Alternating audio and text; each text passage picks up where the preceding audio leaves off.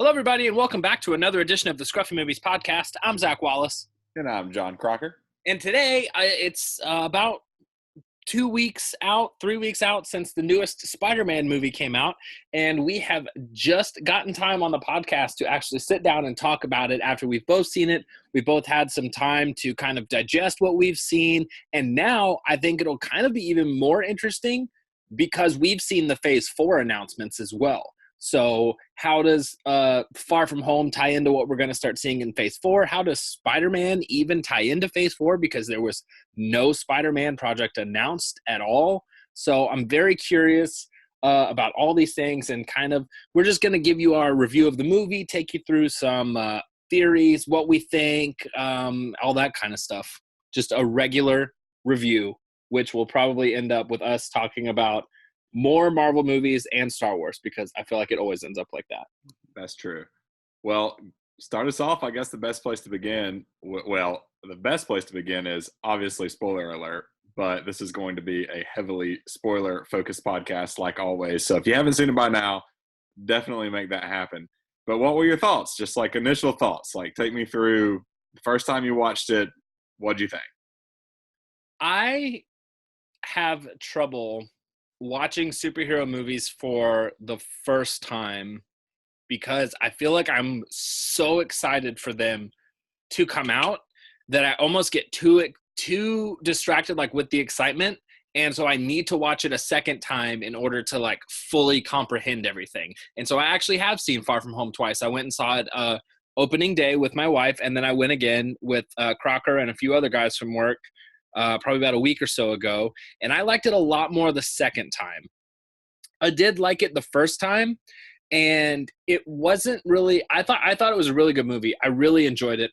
I like Homecoming better still, and Far From Home is really good, but it just felt like something was off to me, and it wasn't until the very end when we saw Spider-Man back in New York City swinging through the streets of New York that, I don't know, just like something clicked in my mind and was like, oh, I was like, this is what was missing. Spider-Man's a New York.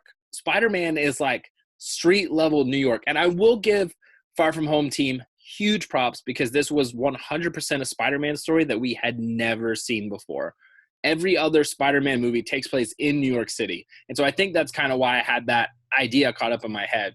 So I really liked it, but something just kind of felt off for a little bit of the movie. It was just something kind of like itching in the back of my head. One of the things I had written down here was I enjoyed Ned in the movie, but it wasn't necessary for him to be there. He didn't add to anything. He was just there for like fun, to be Peter's friend. But I enjoyed it. Just there was like some stuff that felt kind of off to me. I'll give you that. I don't know if I feel that way. For some reason, and I typically would, because I'm usually staunch, like hardcore. If he's not in his environment or not wearing what he's supposed to be wearing or not doing what he's supposed to be doing, I'll say that's a fault 9 times out of 10. But for some reason with this movie, I was just willing to give it to him, and I think a lot of that is just I'm willing to just let Marvel do what they do, and I'm more willing to go with the flow with their movies than I may have been in the past, even with Marvel, but definitely with other movies out there. But for some reason, I knew that it was going to be not New York City, and I was willing to go along for that ride, and it didn't feel totally out of place for me. I agree with Ned, but I think they did a good job with like the sort of like side romance. They created it and ended it all in the same movie. It was a good little let's keep Ned busy thing for them to do. And I mean, it's his class going to Europe, so they had to be there. Like, you had to have, sort of the same characters from Homecoming. I don't know. I almost want to say that I think this one, I might like it a little bit better than the first, which is rare for me. I don't know. I would have to go back. I want to watch them back to back before I make that call. They're both great. Neither are like incredibly spectacular for me, but they're definitely like upper echelon Marvel movies, both of them, I think. Yeah, I think that Homecoming is honestly probably my favorite Spider-Man movie because it captures so much stuff correctly. And I've gone on the record as saying this before. I think Tom Holland is the best Spider-Man that we've ever gotten. And I think Homecoming did such a good job of blending like teen drama with Avengers stuff versus like street level superhero stuff. And it was one of the ones, especially in recent memory, one of the Marvel movies where the villain wasn't trying to take over the world. He wasn't trying to end the universe. He was literally just a guy who was trying to provide for his family, but he was just going about it in an illegal way. And he even warns Spider-Man multiple times, like, he's not even trying to kill him or go after him. He's like, just stay out of my business, leave me alone, and nothing bad's going to happen to you. And Spider-Man, of course, because he's Spider-Man and he has a responsibility to try and stop him, has to keep putting his nose in his business. And I liked that this movie, I guess, grew a little bit more. I'm kind of at odds with it like that because it's a double-sided sword to me. Number one, I liked it they grew Spider-Man up a little bit more in this movie, and that they were making him into a bigger like Avenger type person, as evidenced by the scene in the bunker where Spider-Man's saying like, I'm just a friendly neighborhood Spider-Man, I can't do this. And Nick Fury says, bitch, please, you've been to space. Because, well, yeah, that's true, he has been to space. He's fought in like the biggest battle of all time. So he's not this street level New York Spider-Man that we've seen in the other movies because he lives in a bigger universe. And because of that, he has a bigger responsibility. But the other edge of that sword is, and I think this is where it kind of connected in my head at the end when I saw him back in New York City, I want Spider-Man to just stay in. It's like if Gotham went to London and was fighting somebody. It'd be cool, but still at the back of your head, you're like, well, this isn't Gotham. And I don't know, I just felt that way for me with Spider-Man. It was cool to see him do other stuff. It was cool to see him kind of grow up a little bit, but it wasn't a villain that was like personally connected to him, which I feel a lot of Spider-Man villains are. And it just wasn't in his hometown. He didn't have home court advantage. And there's just something about Spider-Man where I like to see him be that street level superhero. And this movie was like, no, now he's an Avenger, which makes sense. But I don't know. I liked and disliked it at the same time. Yeah, I'll give you that. The whole like not home field advantage thing and a villain that doesn't know him or that they don't, interact with, and then, oh, surprise, it's me. Like, it's just so happened we crossed each other's paths 2 weeks ago. I'm the villain, you're the good guy. Ha ha, which is the way it normally is. Yeah, I see that and I agree and I can understand that opinion, but I still think they did a great job at what would Spider-Man be like if he did not have home field advantage, if he did not want to be wrapped up in Avenger level stuff, because a lot of the movie is him trying to get away from the Avenger level stuff. And I think they did a good job at sort of forming that bond with the villain in the movie, enough so that you felt like he was as well fleshed out as any other villain, could be in a single movie. So I definitely get it.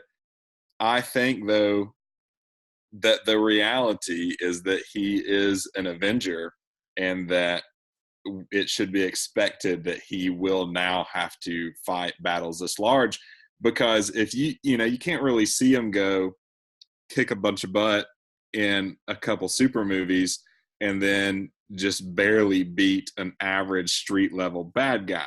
Like, they would almost have to come out with one of those superhero movies where there are like a villain for every act and it builds up to like the big boss at the end, and Spider-Man would just really have to whoop that ass for the most part in order to keep up with the skill set, assuming we're talking about sort of smaller street level villains here, comparatively speaking to what we've seen him do elsewhere.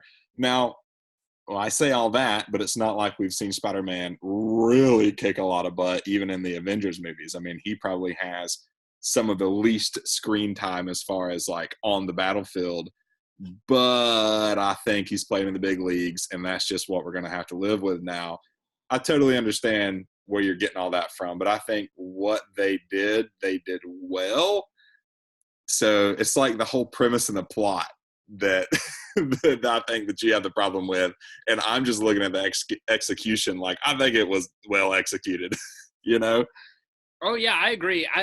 For everything I'm saying, I still did enjoy the movie. I walked out going like, wow, that was pretty good. But just like minor issues and stuff that I did have with it are coming out now. And now that you've said that, it kind of does and this is something I've wanted to see for forever. We've never seen a properly assembled Sinister Six in feature film. Amazing Spider-Man 2 with Andrew Garfield teased it, but we never got around to it.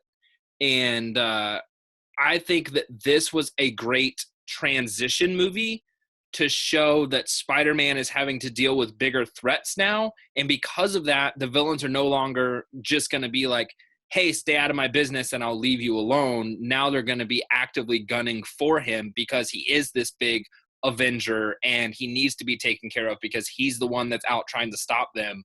And so I think that leads to the perfect formation of the Sinister Six, which would be a great Spider-Man 3, which, as we've seen so far, with the exception of the main Avenger series and now Thor, every character has only ever gotten a trilogy so far. So if this is Spider-Man's big, like, hey, we'll see what happens. Maybe I'll get a fourth. Who knows? That would be cool to see a properly assembled Sinister Six, especially now with Mysterio, who I thought they did fantastic in this movie. And we talked a little bit about this when we got out. I love that they didn't make him magic, that they made him like tech, and that he was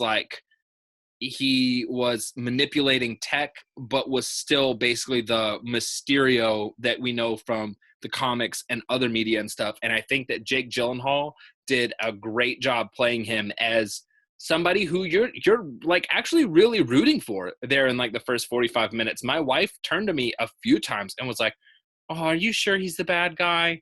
Because he was like super charismatic and really cool. And then his turn is just so quick, but it makes sense. And he plays it so well. I thought he did great, but hopefully that helps set up for a Sinister Six. This was a good like transition movie. And I feel like Mysterio was a good character to boost that transition into a bigger villain threat. And I also don't think he's dead. Yeah, you covered a ton of ground right there. So A, I don't think he's dead either. B, Sinister Six would be awesome.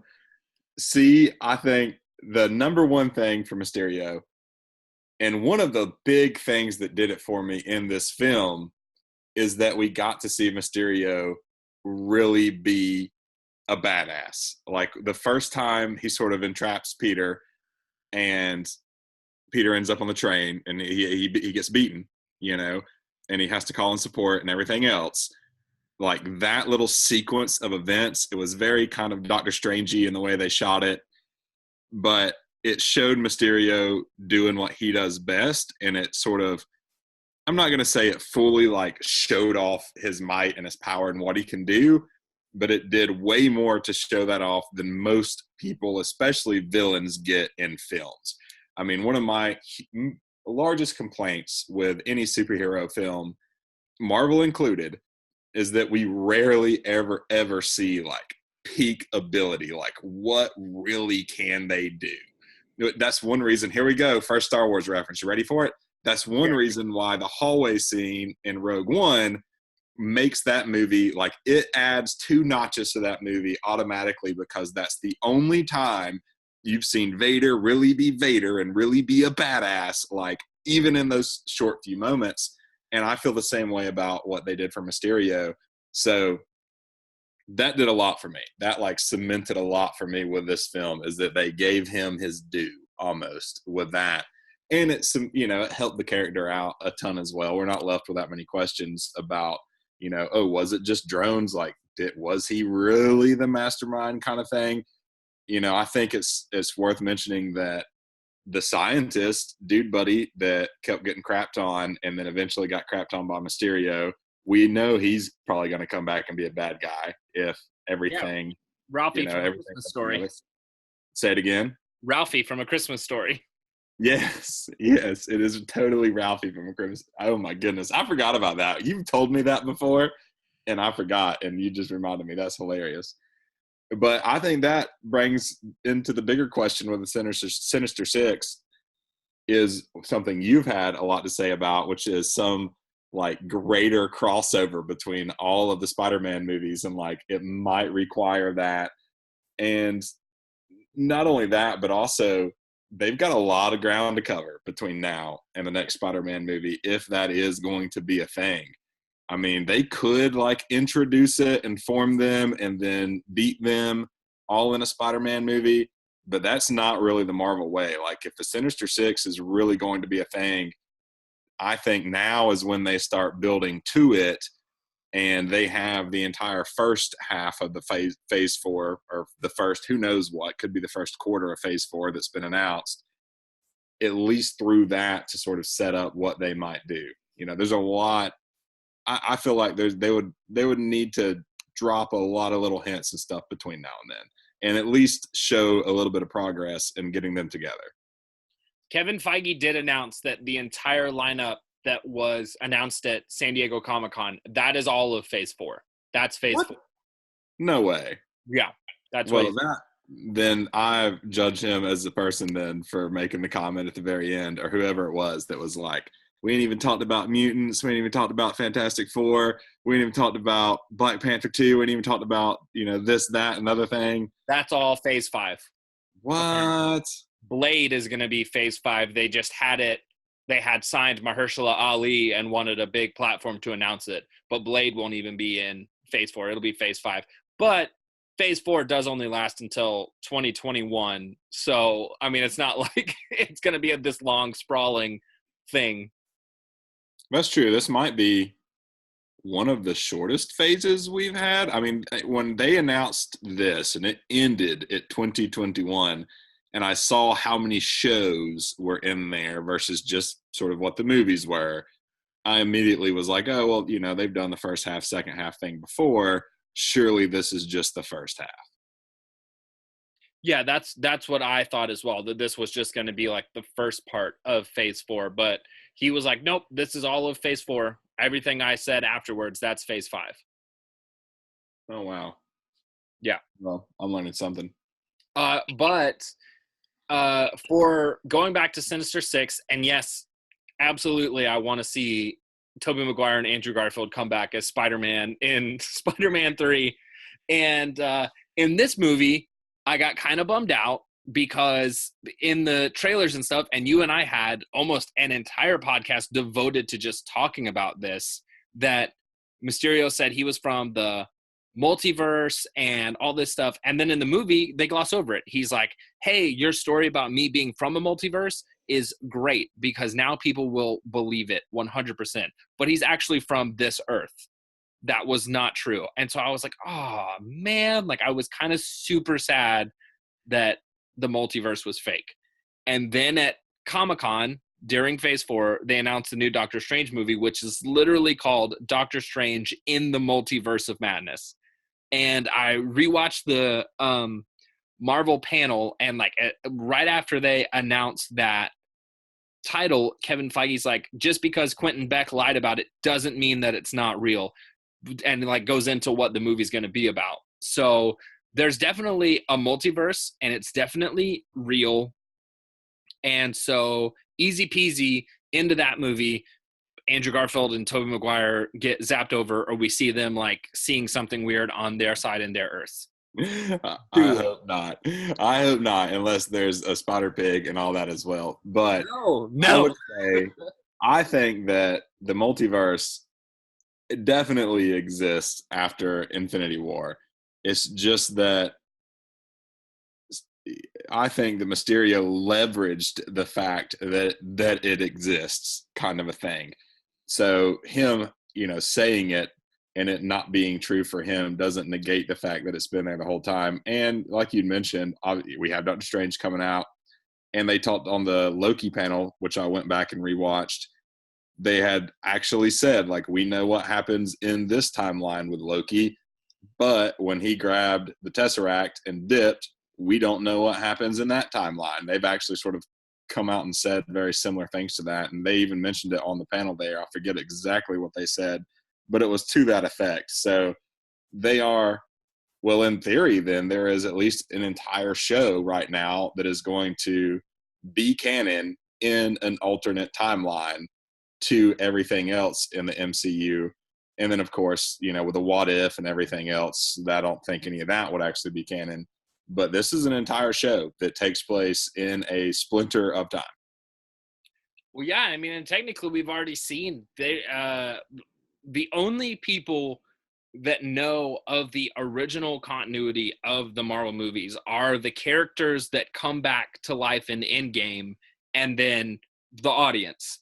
But everybody who in the timeline, they went back and like took stuff, Captain America returned it, but that still created like alternate timelines for certain things. You know what I mean? Like, and even Captain America going back in the end and he lives with Peggy, that's an entirely alternate universe. That's not the same Marvel universe that we've known. He created an alternate timeline.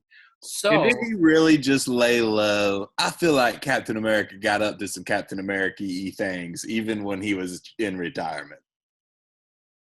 oh, I can agree with that. You know, it might have been just he just didn't let anybody see him, you know? He's like in retirement, but he's still going out and like punching people in the face that do bad things and then just running away before people can go, oh, hey, look, it's Captain America. Yeah, or, you know, maybe stay in super like street level, like we're talking about with Spider-Man, where he just sort of, you know, more or less like Incredibles style crimes where they stop bank robbers and people mugging little old ladies and stuff. Yeah, and I'm interested to see what this Loki show is going to hold because this is a Loki who hasn't become his good character yet, which we saw him become kind of more of an ally to Thor in the Dark World and everything. This is still like super evil Loki, and he is apparently going to like time travel and all this stuff. And if anybody can alternate universe hop, it's Loki. So that part is going to be cool seeing it in like an alternate universe, but I think he's going to be more doing his own thing and like whatever he wants to do. I honestly have no idea what the show is going to be about. If he's going to have like a villain he has to face or whatever, I have no idea. But I am curious because it seems really interesting. And I'm excited about the multiverse because I 100% want Tobey Maguire and Andrew Garfield. I don't want Spider-Pig or I don't want to remake Into the Spider-Verse. I just want the two other live-action Spider-Man that we've had to come and be in the movie. That's good enough for me. That's great. I would love it. And we already have a good majority of the Sinister Six set up in this universe. We have Vulture, Mysterio, Shocker, and Scorpion all already set up within this universe. So really, you would only need two more, which would most likely end up being Doc Ock and Green Goblin. Yep. And it would be super easy to tell origin stories for Doc Ock and Green Goblin because I feel like almost at this point, they're a little bit kind of like Spider-Man, you know? I mean, especially Doc Ock. Green Goblin's famous because he was just the first Spider-Man villain that was on film with Tobey Maguire. But Dr. Octopus, like when you see a guy coming up with glasses and he has 4 mechanical arms coming out of his back, everybody's like, oh, yeah, Dr. Octopus. Like everybody knows who that is. So I feel like there almost wouldn't need to be a lot of setup for them either. And it could all totally be told either within phase 4, somewhere within phase 4, I think it could fit perfectly. Let's say WandaVision, the Disney Plus series, Wanda's trying to get Vision fixed. She's looking for like all these people. She can't go to Tony or anybody. She doesn't want people to know that Vision is still alive because they want to live their own quiet life somewhere. And she wants to just basically like retire or whatever the storyline ends up being, you know? So she's trying to find a super smart scientist, but that can repair him and they can just go live their lives. And she looks it up and she finds one that seems like he'll do a great job. And it's Otto Octavius. Set it up. Boom. Ready to go. Like they can totally do it so easy. Yeah. And I mean, you got Rhino in there as well from the not Toby Spider-Mans. Amazing Spider-Man, and then he was also a part of the Sinister Six in the Spider-Man PlayStation 4 game, which was extremely good. There you go.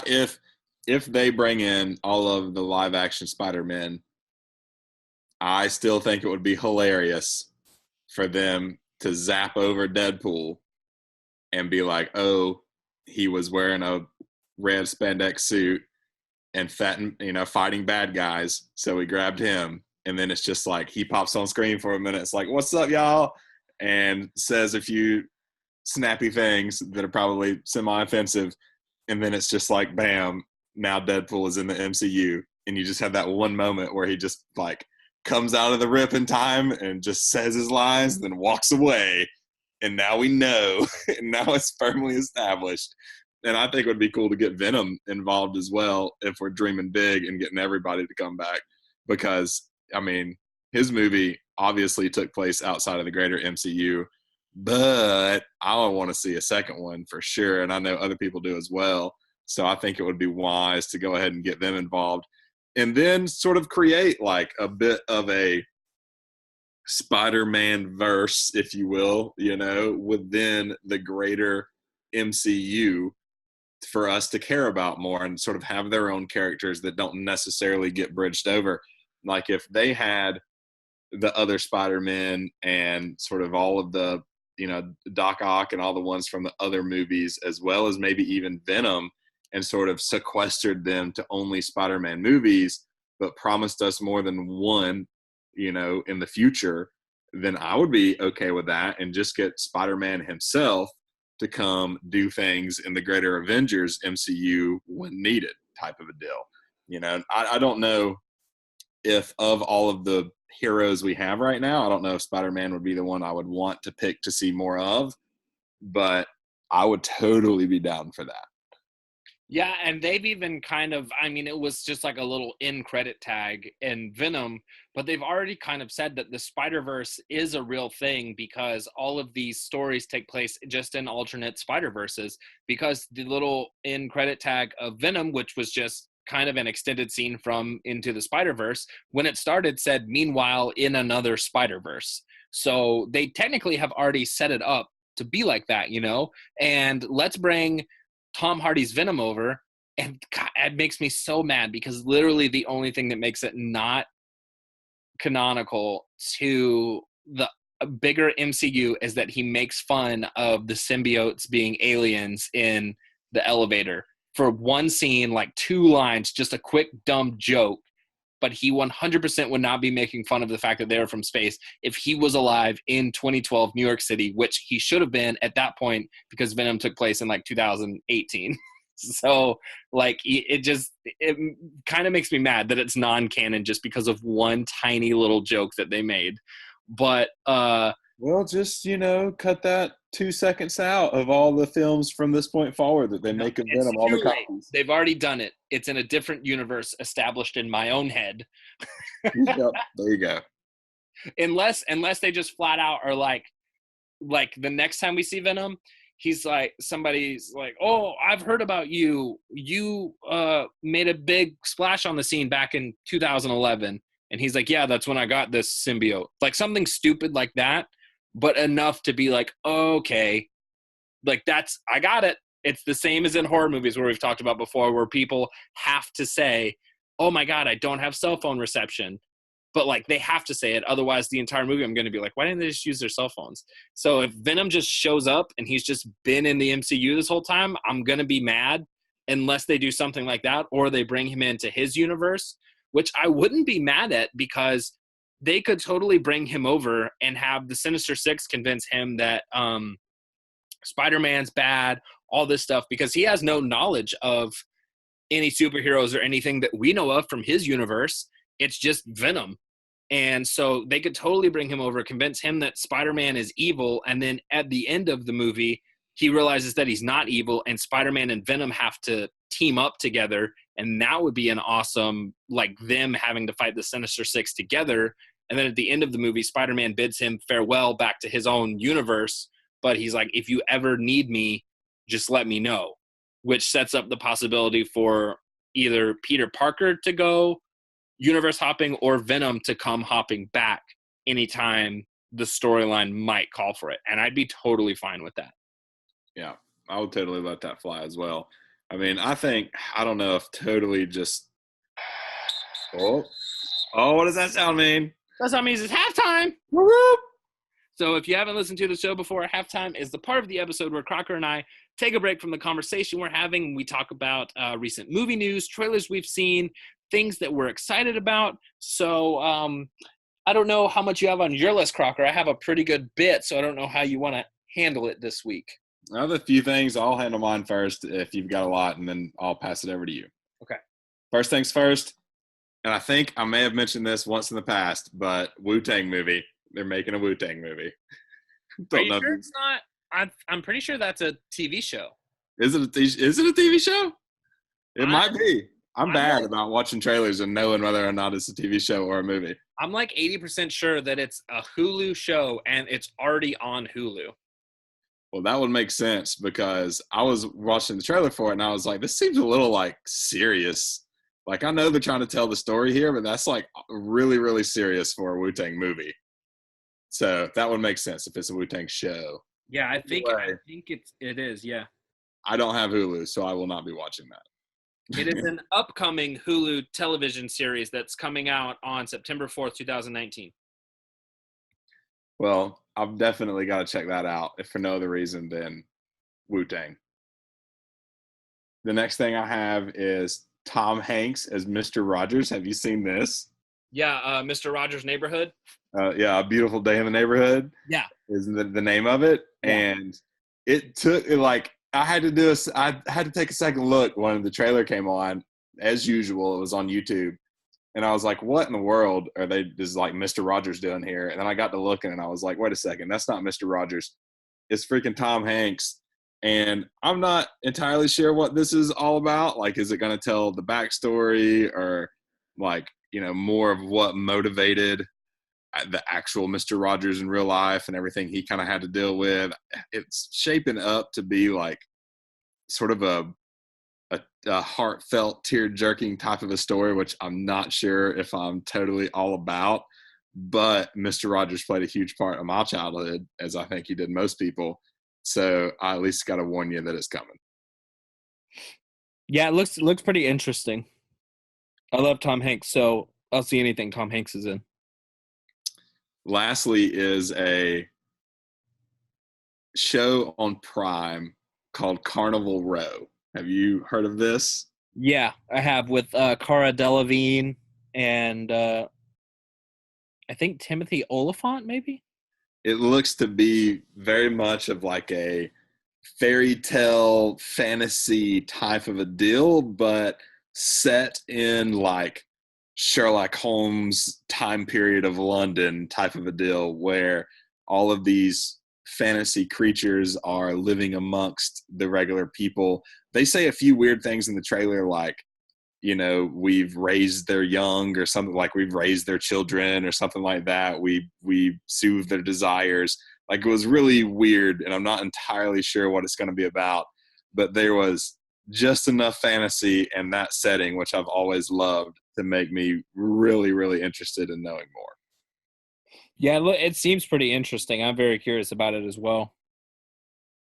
And that's about it. Not a whole lot of info on any of them, but all things I'm interested in hearing more about once we finally get to hear more. Okay, so for me this week, a few trailers came out and some stuff. Also, just some news came out, and then I'm going to go through, because I have watched technically 6 movies over the course of the last 2 days, but only 5 of them were new. So I'm just going to just do short movie reviews of those 5. So first, we got a trailer for Taika Waititi's new movie called Jojo Rabbit, which looks like a lot of fun. It's about a little boy whose best friend is an imaginary Adolf Hitler, also played by Taika Waititi. So that looks like a lot of fun. I'm really excited for that one. What? Yeah. That sounds crazy. It was just like a little teaser, but it looked really good. Another trailer that came out this week, which does not look as good. Playmobil, the toys Playmobil? Like the red and yellow car everyone had? Yeah, I think so. They're getting a movie. What could it possibly be about? Two siblings get zapped into the world of Playmobil, and they have to figure it out and like what's going on. It has Jim Gaffigan and Daniel Radcliffe plays like a 007 Playmobil toy. What? Yeah. I'm, I mean, I want to say like you say those names, and I'm like, well, they had to have seen something in the script for them to be like, yeah, this is totally my next move. Yeah, and I mean the trailer didn't look extremely good, but to be fair, whenever they announced the Lego movie, I was also like, "Oh my god, what a blatant cash grab. How are you going to even try and make the Lego movie a good movie?" And I have loved every Lego movie that's come out so far. So, I mean, who knows? Really, it might come out and it might be awesome, but it just seemed like a weird concept because Playmobil, I feel like, is far less of a recognizable name than Lego. So it's just interesting that they were like, yeah, let's try it out. Kids movies are like that though. Like I feel like the volume of mediocre kids movies is huge, but every now and then one like rises to the top and is remembered by an entire generation, and you just never know which one that's going to be. Yeah. The Emoji Movie versus Moana. Yeah, exactly. Um just a bit of news. Chris Rock's Saw movie, which I think I talked about last halftime or a few halftimes ago, just got moved up from October 2020 to summer of 2020, which excites me a lot because that means that the studio saw something in the movie where they were like, oh man, this isn't just like a Halloween, let's throw it in theaters and see how it does movie. This is like going to be a summer blockbuster. So I'm very curious to see what that movie holds because it seems really interesting so far. Very curious about it. Either that or they saw that Disney basically like owns the entire holiday season when it comes to movies, and they're like, man, maybe we don't want to ever release anything Not after like September. Halloween. Not like Halloween. Disney does, unless Disney starts making horror movies. Horror movies spot is Halloween season, is October. All right. Um, Maybe it is good. Hopefully it is. yeah, I hope so too. Apparently Hulu is developing a Hitchhiker's Guide to the Galaxy TV series, which I don't know if you were a big fan, but I loved the books as I was growing up. And I also loved the movie that came out with Martin Freeman and Sam Rockwell. And so I'm very excited for that. It lends itself much more to a TV series than I think to a feature film. Yeah. I read the book, like the first book, I guess, back in high school when everybody did. Yeah. And, I remember seeing the movie, but the movie that they had made just never really stuck with me. Yeah, I really enjoyed it when I watched it, but I've honestly never had the feeling to like want to go back and watch it again. And I also don't remember that much from it. So I Yeah. really enjoyed it, but it was kind of like, cool. I That's never watched it again. one of the very, very, very few times in my life where I had actually read the book before I watched the movie. And maybe that was the moment where I was like, oh man, all these people were right. It totally ruins it. Like, screw reading books. Oh, yeah. Maybe that was the turning point where I was like, man, we've done better things. We have movies. That's funny. I feel like most people would think the opposite and be like, wow, screw movies for trying to adapt the books and getting them so wrong. The books are way better. You're just like, oh, wow, I never need to read the source material again. Movies all the way, son. Hey, set your expectations low and they can never be broken. Apparently George Miller also has plans for 2 more Mad Max sequels and a Furiosa spinoff, which I'm super excited about because Fury Road's been one of my favorite movies of the past 5 years. That movie was amazing. Tommy Doyle, who was the original kid that Laurie Strode, Jamie Lee Curtis's character in the original Halloween, who she was babysitting the night that Michael Myers attacked, is rumored to return in Halloween Kills and Halloween Ends, the 2 movies that were just announced, which I think would be awesome because in Halloween 6, they had Tommy Doyle return, and that was actually one of Paul Rudd's first movies. He played Tommy Doyle, and I loved that aspect of the movie. That was one of the saving graces of the movie, a little bit because it was Paul Rudd, but also because this character who just like came into contact with Michael for maybe 5 minutes tops, if that, like probably less than 3 minutes, it like ruined his life.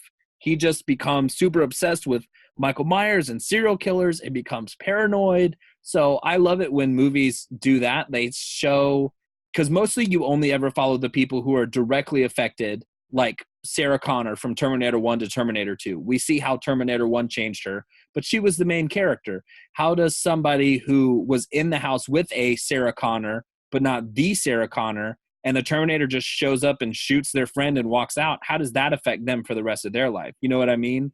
So I love it when movie series do that, and I'm super excited for him to potentially return if that turns out to be true. And then we got a Zombieland 2 trailer. I'm super surprised you didn't talk about the Zombieland 2 trailer, which the Did trailer we was that last week. No, it just came out. I would have swore that was on the Comic-Con list. The poster came out. The trailer just came out, I think, like on Monday or something of this week. That's what it was. You took a special moment to actually mention the poster. That's exactly what it was. Yeah. But the trailer looked pretty good. After I watched it, I think I was talking to one of our friends from work, and I was like, I don't know really what I expected from a Zombieland sequel, but I guess that, like, I don't know what I was expecting. It looks to be more of the same, but with like a new story, which is totally cool with me because I loved the first Zombieland, and it looks like just kind of a return to form. It looks like they got the gang back together and they were like, hey, you know, it was really good, the first movie, so let's just keep that theme going. It's not the first movie. It's a totally different story, but it just seems like a lot like the first movie, which is good. Yeah, I hope so. I hope that's exactly what it is. I hope Bill Murray's back, even if he's actually a real zombie now, and they just like tote him around. I want that to happen. You know, it'd be super funny if like Dan Aykroyd or somebody made a cameo and they had to like break it to like he slowly found out that they shot Bill Murray. Yeah, that actually would be really good. That would be pretty funny. I like that idea. And then just some quick movie reviews. Starting off with not the newest one I've seen, I rented four different movies yesterday that I hadn't seen. I rented them from Redbox and watched them yesterday. The first one I watched was the newest Pet Sematary movie, which I didn't like very much. It wasn't necessary. It was almost a shot-for-shot remake. They did nothing new to the original. It was literally just like, after it was such a success, a studio went, oh, well, that was awesome. What else do we have the rights to for Stephen King stuff? And somebody said, Pet Sematary. And they said, yeah, do that. Make another one of those. So, I mean, it was literally just the first movie, except for the very end had a different ending. The like shots and everything were cool. The actors were good, but it wasn't necessary. There was no reason to make it. After that, I watched Hellboy, the newest Hellboy with David Harbour, which is something that I know you and I have talked about before. And I am extremely pleased to tell you that I don't know what movie the critics saw because I freaking loved that movie. Good. It's high. That one is high on my list of things I need to watch. It is so good. The entire movie, I was like waiting for it to get bad. I was waiting for there to be a part that I didn't like. And then the movie ended and I was like, well, I like that whole thing. I don't know.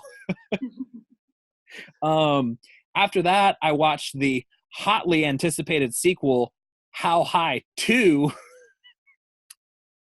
with Lil Yachty and DC Young Fly. That one's already come out. That slipped past me. Yeah, it's straight to DVD. Oh, damn. Method Man and Redman are nowhere to be seen.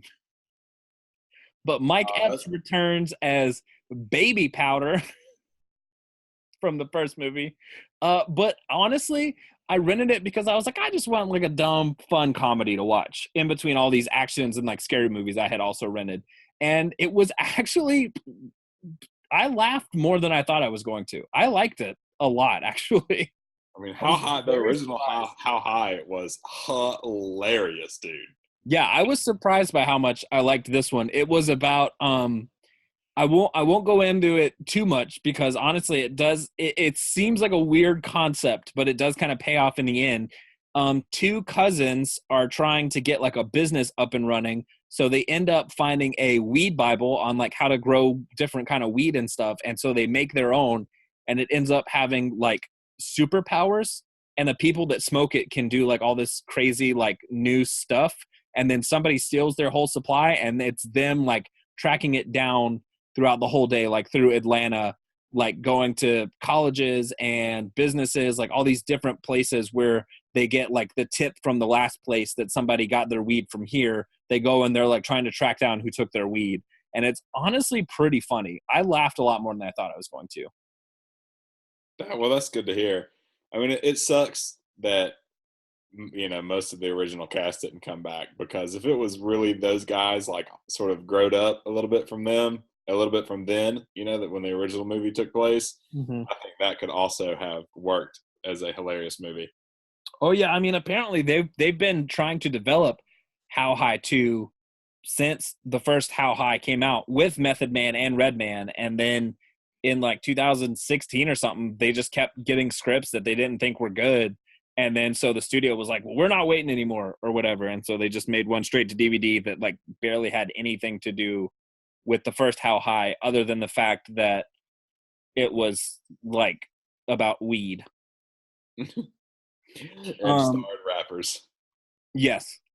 And then I also watched Alita Battle Angel, which was another really good one that I wasn't expecting to like as much as I did. And I'm kind of sad a little bit because the ending definitely set up, like the movie didn't really conclude, if that makes sense. It'll make more sense if you actually watch it. I mean, it ends, but it ends with a, like, there's clearly more story to tell. Like the story didn't end. The movie just concluded. And so I'm kind of sad that it was considered a little bit of a box office bomb, because I really want to see a sequel to it. It was really good. The action and effects were awesome. The actors were really good. I liked it a lot. Yeah, that was one where when I heard that people didn't like it, I was like, oh, well, that makes sense, because it looks like one of those movies that I would like. Like just a lot of action, flashy effects. Oh, you would love it. You Good would enough story. love Yeah. the you would love like the world that it's set in. You would freaking lose it, because they went through so much stuff of like, this is this, this is this, this is some history, but then this is this, and this is this, and these people are this because of this. Like there was so much world building in that movie. You would love it.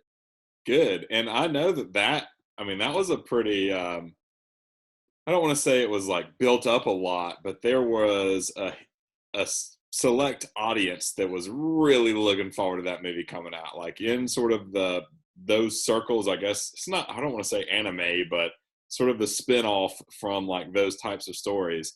I know that there was a large following of people who really wanted to see it. And I guess for those individuals, it fell flat. And that may be why it was considered a bit of a bomb. But I feel like, it probably outperformed most other movies at the time. It just wasn't a huge success like it could have been. Yeah, and I liked it a lot. I'm glad that I ended up checking it out because it was totally worth it. And so I hope that it just now came to Blu-ray and DVD, so I hope that it finds new life there or on digital or something to allow the producers to be able to make a sequel, because I think it deserves it. And then finally, which I was talking to Crocker about just before we actually started recording, I just today got to see the newest Quentin Tarantino movie, Once Upon a Time in Hollywood, and honestly, kind of a bit of a letdown for me. It is my least favorite Quentin Tarantino movie I think I've ever seen.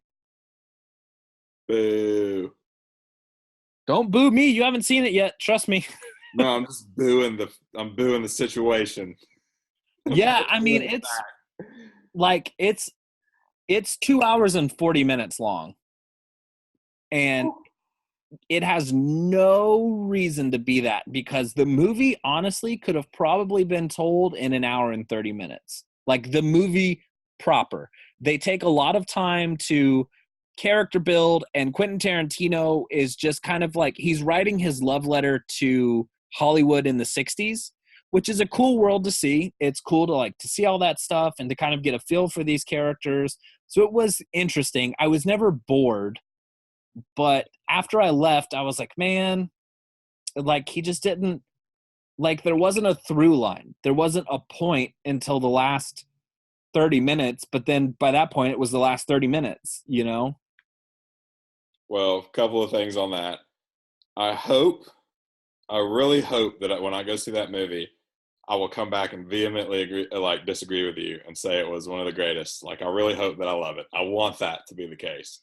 But I also want to say that I've never, ever, ever, ever liked any movies that would have ever been considered like a love letter to Hollywood or anything like that.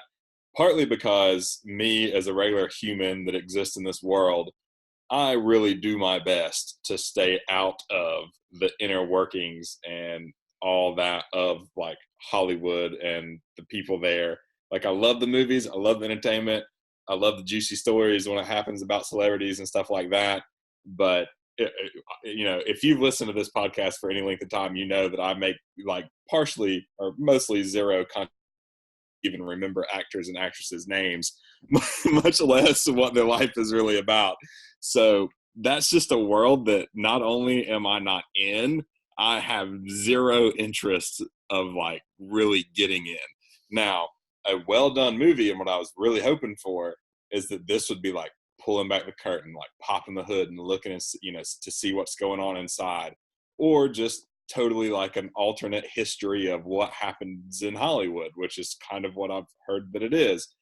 But either way, I don't know. It's very, very heartbreaking to hear you say that. I will say this part.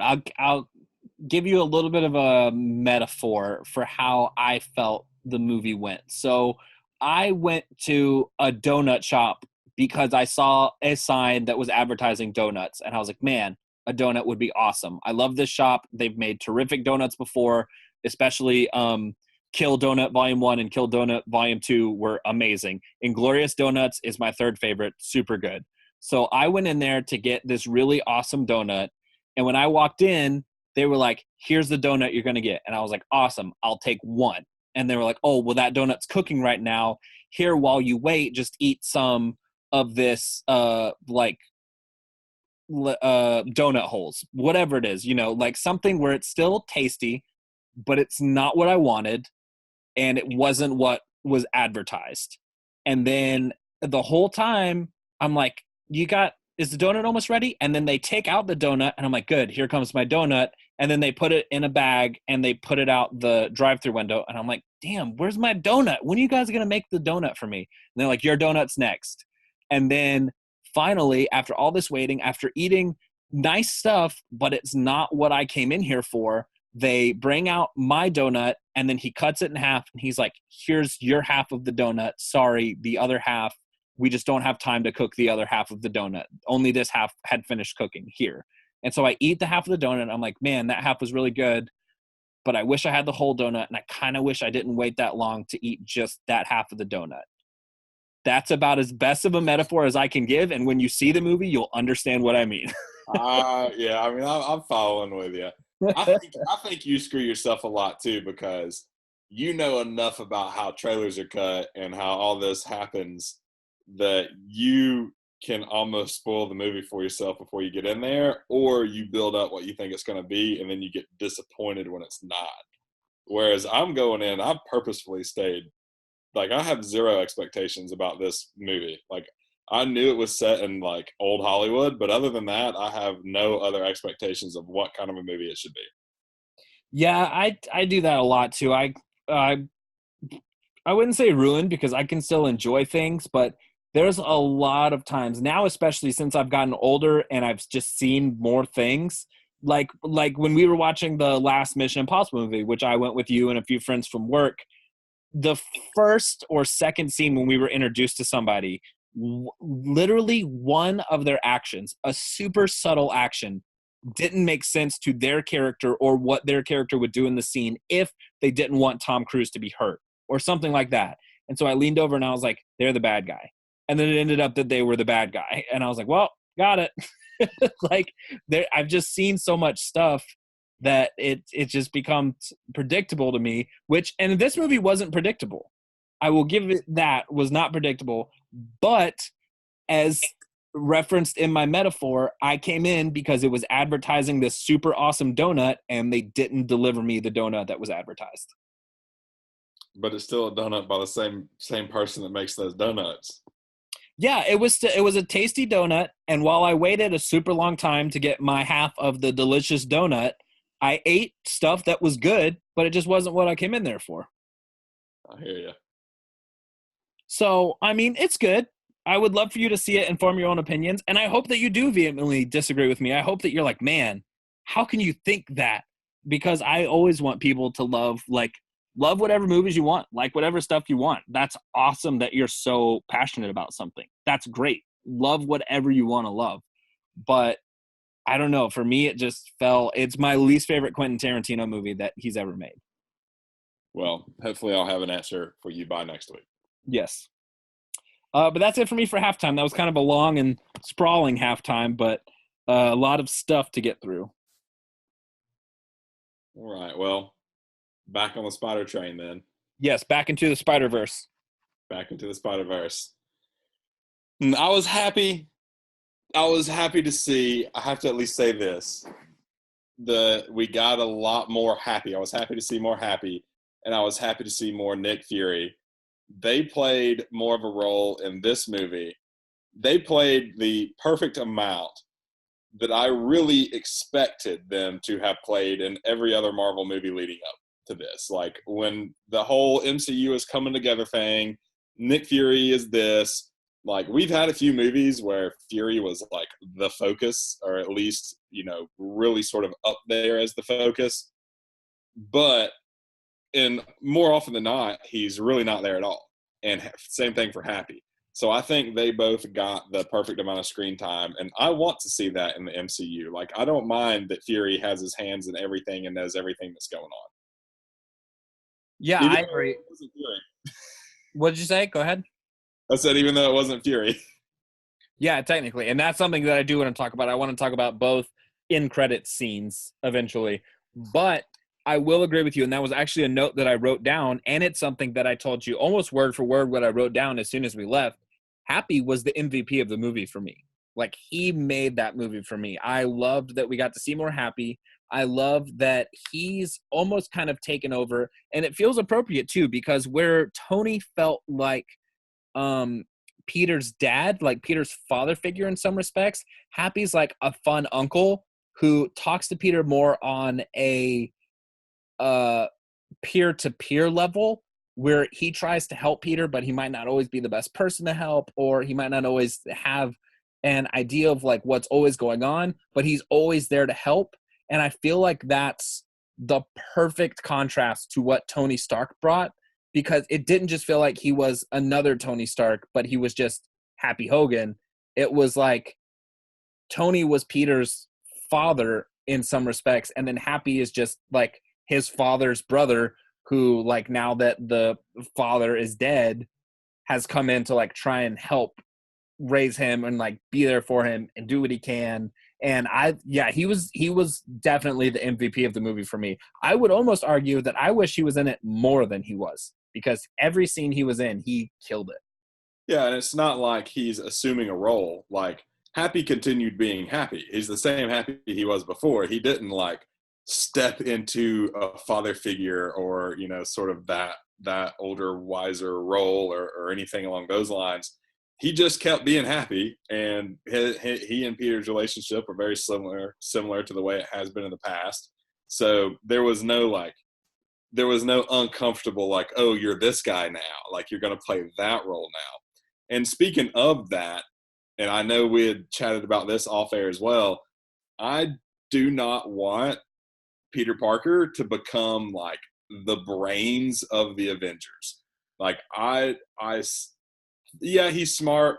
He should be able to do cool things. And the scene we got with all of his outfits sort of scrolling across there digitally was fantastic. I really love that. I really like the costuming portion of superheroes and everything else. but I don't want him to become like the tech geek and nerd of the group. Even though some Spider-Men in the past may have been that character, I just don't feel that for him.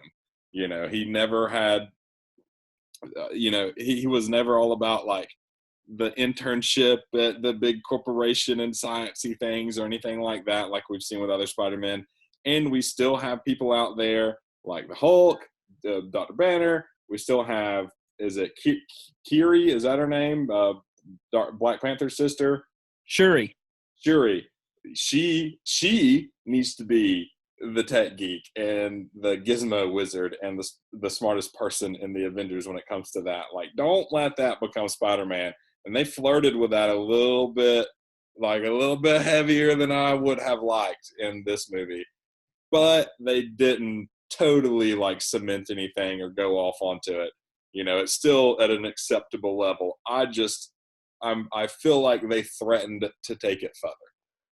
Well, I mean, they kind of have to a little bit. Peter Parker is one of the smartest characters in the Marvel Universe. He's a genius, like a literal genius. And so they kind of had to go into that, especially when we've seen Tony Stark, who Peter has access to like all this tech and things because of him. When his ship shows up and it's like, hey, here's all this tech, like it kind of has to go into like he knows what he's doing and he's a genius and he can do his own stuff. But I liked specifically the scene between him and Happy where before Happy's like, you're not Iron Man, you're never going to be Iron Man. Tony wasn't even like Iron Man. He couldn't, like, he second guessed himself every step of the way. Don't feel like you have to live up to this huge like legacy because people are trying to push you into it. You're Spider-Man. You're not Iron Man. And so just because he's a genius and he knows how to do all this stuff, I don't think they're going to push him into like I'm building buildings now and I've started doing my own water reservoirs under the New York City lakes and stuff like that. I don't think they're ever going to get like that deep into it like that.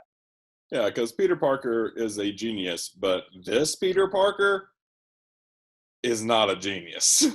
Like our Peter Parker that we have now, love him for what he is, but if he just all of a sudden becomes like a mega genius, it just would not make sense to me. He's in a smart high school. He's in a high school specifically for like scholars. Yeah, but I still like I just seeing the way like that's not the way Peter Parker genius acts. He's still got a lot of pup in him. He's too young. Older Peter Parker could be a genius. Maybe.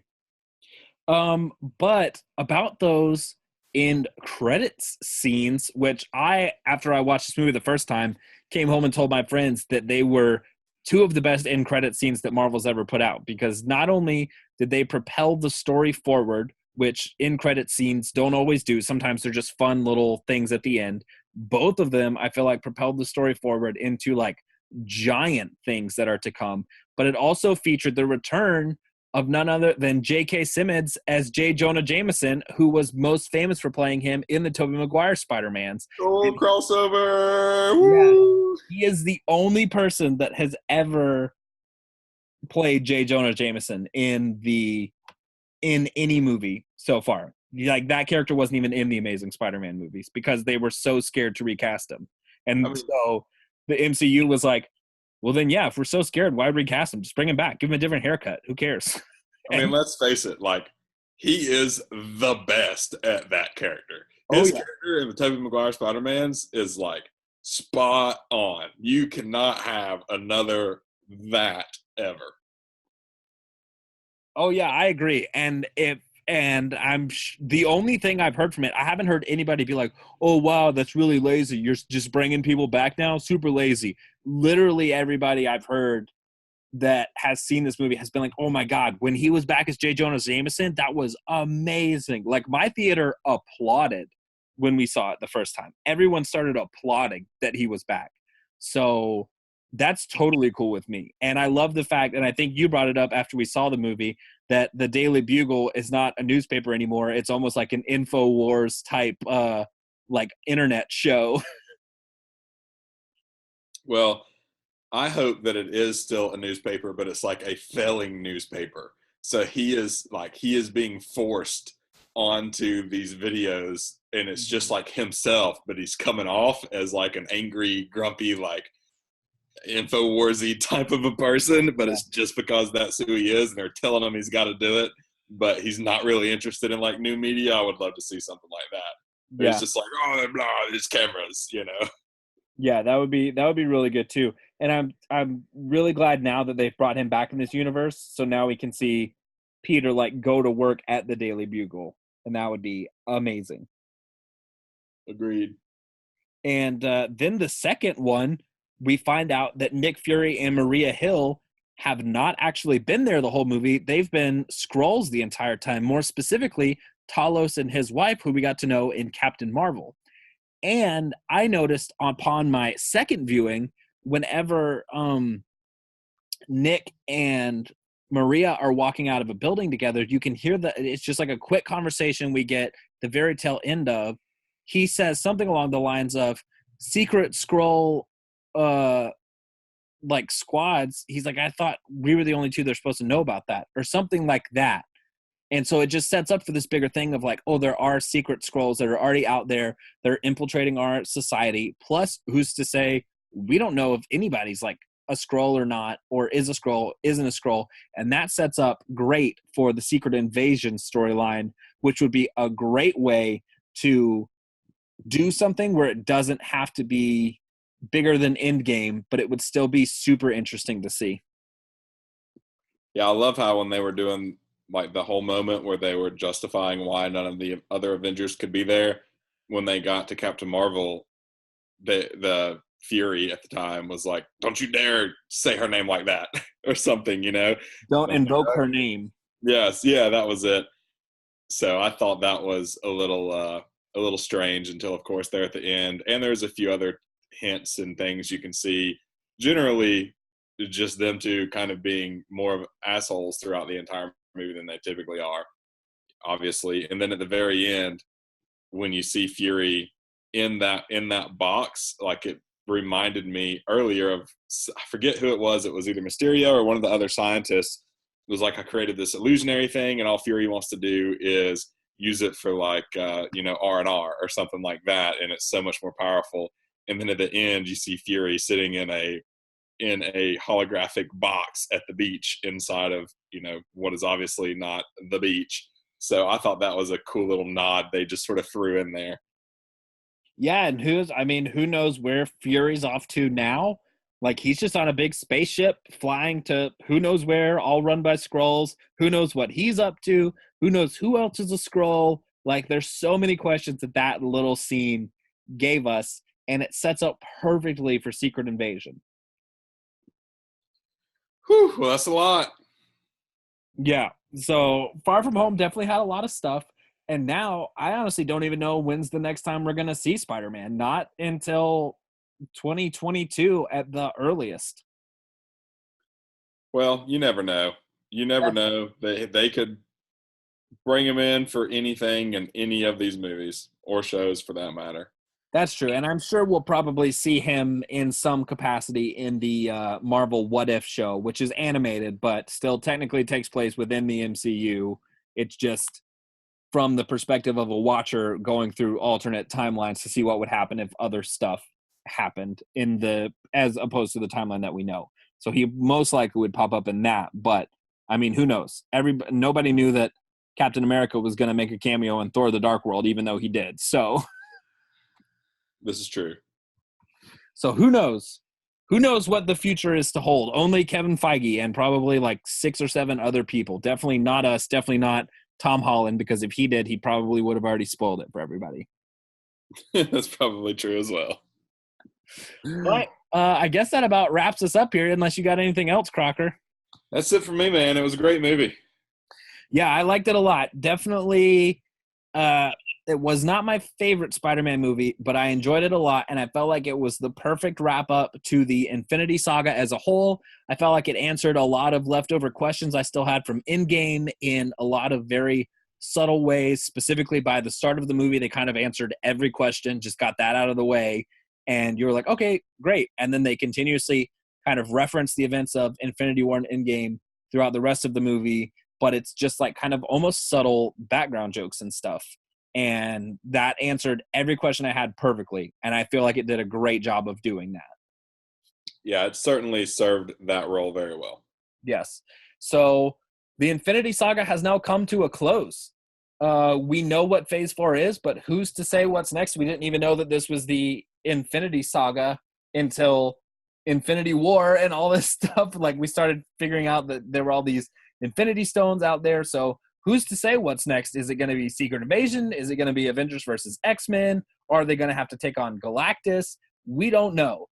But I am along for the ride, and I'm very curious to see what happens next.